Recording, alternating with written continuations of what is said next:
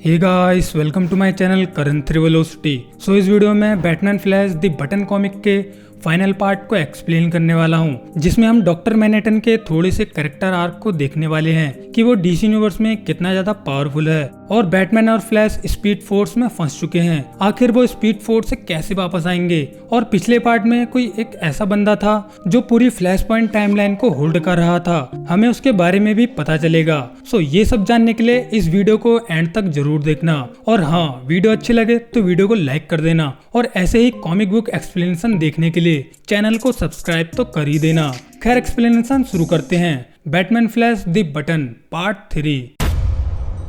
सो comic का final part 3 शुरू होता है। हम देखते हैं कि फ्लैश और बैटमैन स्पीड फोर्स के अंदर कॉस्मिक ट्रेडमिल पर होते हैं और वो दोनों अपनी रियल टाइमलाइन में जाने की कोशिश कर रहे होते हैं। तभी होता यह है, पीछे से हम रिवर्स फ्लैश को आते हुए देखते हैं जो फ्लैश के पीछे आ रहा होता है। तो इससे हमें पता चलता है कि वो रहस्यमय बंदा रिवर्स फ्लैश ही था जो फ्लैश पॉइंट टाइमलाइन को होल्ड कर रहा था, जिससे फ्लैश के फ्लैश पॉइंट टाइमलाइन में आने की वजह से वो इस टाइमलाइन से एस्केप कर सके। इसके बाद रिवर्स फ्लैश के हाथ में हम उस स्माइली बटन को देखते हैं जो कि बैट केप से गायब हो गया था जब रिवर्स फ्लैश की डेथ हुई थी। तो यहाँ पर रिवर्स फ्लैश काफी तेजी से रन कर रहा होता है, इसीलिए फ्लैश उसे वार्निंग देते हुए कहता है कि अगर तुम ऐसे ही रन करते रहोगे तो तुम आगे जाके मारे जाओगे।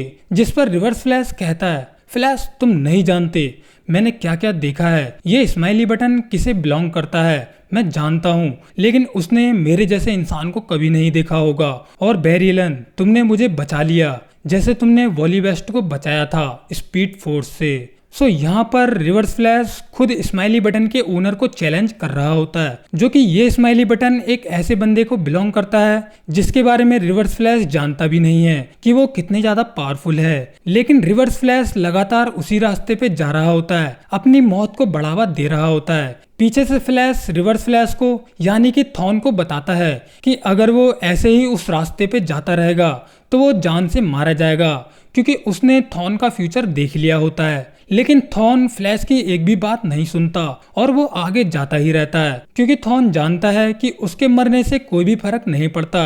एट द एंड वो किसी भी तरह से वापस आ ही जाता है। सो यहाँ पर जब फ्लैश थॉन को रोकने की कोशिश कर रहा होता है, तभी स्पीड फोर्स से किसी की आवाज आने लगती है जिसमें सभी को सुनाई देता है, बैरी मैं यही हूँ, बैरी मुझे याद करो। लेकिन इस रहस्यमय आवाज को फ्लैश इग्नोर कर देता है, क्योंकि स्पीड फोर्स से ऐसी आवाजें उसने पहले भी सुन रखी हैं जो किसी भी काम की नहीं होती।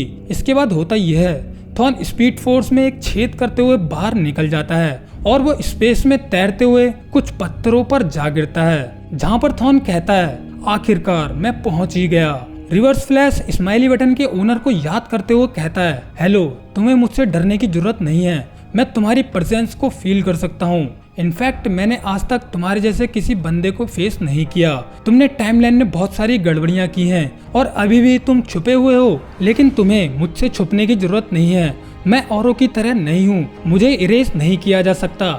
ना ही तुम ना ही कोई और मेरे सामने आओ, तुम छुपे हुए क्यों हो। यहाँ पर थॉन इस स्माइली बटन के ओनर को बहुत ज्यादा नादान समझने लगता है, जिसके पास काफी ज्यादा पावर्स हैं जिसे वो अपने फायदे के लिए यूज कर सकता है। लेकिन जैसे ही थॉन स्माइली बटन के ओनर को देखता है, उसकी आंखें खुली की खुली रह जाती हैं और उसकी कान फट के हाथ में आ जाती है, जिस पर रिवर्स फ्लैश डरते हुए कहता है, ओ माई गॉड, रुको, मुझे माफ कर दो, रुको प्लीज, मुझे मरना नहीं है। जिसके बाद होता यह है, स्माइली बटन का ओनर यानी कि डॉक्टर मैनहट्टन रिवर्स फ्लैश को जलाकर राख कर देते हैं। जैसे डॉक्टर मैनहट्टन के लिए रिवर्स फ्लैश के जैसों को मारना वो अपने सोचने भर से ही कर सकता है। खैर, यहाँ पर रिवर्स फ्लैश डॉक्टर मैनहट्टन के हाथों फिर से मारा जाता है। वहीं स्पीड फोर्स में हम देखते हैं जहाँ फ्लैश समझ जाता है कि अब रिवर्स फ्लैश की मौत हो चुकी है। वहीं स्पीड फोर्स में उसे किसी इंसान की आवाज आ रही होती है, जिसमें कोई बैरी से कह रहा होता है कि बैरी मैं जस्ट यहीं पर हूँ, मुझे याद करो। यहाँ कॉस्मिक ट्रेडमिल पूरी तरह से बिखर चुकी होती है, जिसका मतलब यह है फ्लैश और बैटमैन का स्पीड फोर्स से निकलना नामुमकिन है। शायद वो दोनों स्पीड फोर्स में ही खो जाएंगे। मगर स्पीड फोर्स में वो अनजान आवाज फ्लैश से कह रही होती है, बैरी मैं यही हूँ, बस यही हूँ, मेरा नाम लो, मैं हूँ जे गैरिक, मुझे याद करो। सो ये सुन के बैरी कहता है, जे, और बैरी के मुंह से जे वर्ड निकलते ही मिस्टर जे गैरिक स्पीड फोर्स से आजाद हो जाते हैं और वो कहते हैं फाइनली अब मैं फ्री हूँ। जिसके बाद जे गैरिक बैरी और बैटमैन को स्पीड फोर्स से निकलने में मदद करते हैं। जे गैरिक की ये मदद करने वाली आदत हमने पहले भी कॉमिक्स में देख रखी है कि जब बैरी की पावर्स थोड़ी सी कम होती हैं तब जे गैरिक अपनी स्पीड बैरी के साथ कंबाइन करके उसकी मदद करते हैं। जब ये लोग स्पीड फोर्स से निकलने में कामयाब हो जाते हैं तब बैरी एलन जे गैरिक से पूछता है कि आखिर तुम हो कौन और तुमने थॉन को क्यों मार दिया। यहाँ पर हम समझ सकते हैं कि बैरी को जे गैरिक के बारे में कुछ भी याद नहीं है और उसे लग रहा है कि जे गैरिक ने ही थॉन को मारा है। जिस पर जे गैरिक बैरी से कहते हैं बैरी मैंने थॉन को नहीं मारा, मैं बस तुम्हारी मदद कर रहा था, मैं तुम्हारा दोस्त हूँ। बैरी अगर मेरे बारे में तुम्हें कुछ भी याद हो तो मैं स्पीड फोर्स से आजाद हो जाऊंगा जैसे तुमने वॉली को स्पीड फोर्स से आजाद किया था।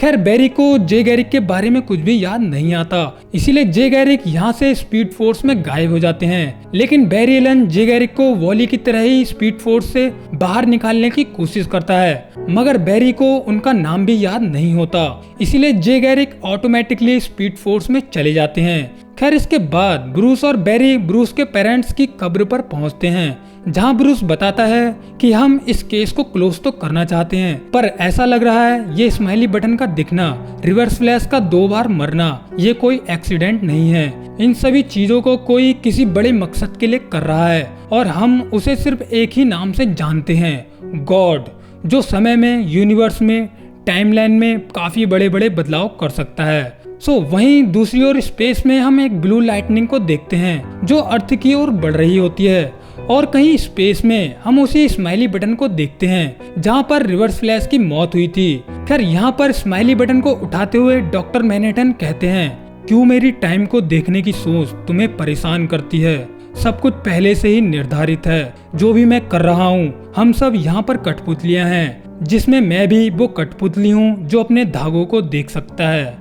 यहाँ पर डॉक्टर मैनहट्टन कहना चाहते हैं कि ये पूरा यूनिवर्स और मल्टीवर्स किसी के द्वारा रचा गया है जिस यूनिवर्स के सभी human super hero characters writers की कठपुतलियां हैं। इस यूनिवर्स में जो भी सुपर हीरोज या विलन कुछ भी करते हैं वो कैरेक्टर्स या डॉक्टर मैनहट्टन नहीं कर रहे, असल में वो सभी चीजें इस यूनिवर्स या कॉमिक बुक के राइटर्स कर रहे हैं। और इसमें जो डॉक्टर मैनहट्टन है वो सिर्फ देख सकते हैं कि वो एक ऐसे यूनिवर्स में है जिसे कोई कठपुतली की तरह कंट्रोल कर रहा है और डॉक्टर मैनहट्टन सभी की तरह एक कठपुतली हैं जो सिर्फ खुद से जुड़े हुए धागों को देख सकते हैं। खैर यहीं पर Batman Flash the button comic का फाइनल पार्ट एंड हो जाता है।